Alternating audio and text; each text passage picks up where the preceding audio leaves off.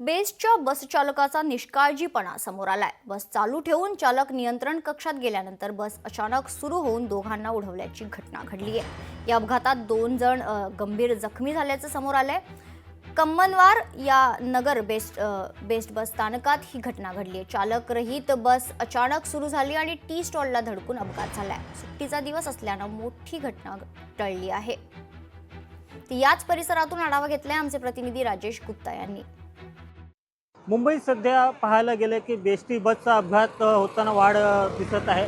आज दुपारी 12च्या सुमारास कन्नमवार विकोळी येथे एका बसचा अपघात झाला। त्या बस अपघातामध्ये 2 जणांना किरकोळ जखम झाले आहेत। आपण पाहू शकतो की बस ड्रायव्हर जो आहे तो बस चालू ठेवून शौचालयाला गेलेला आहे।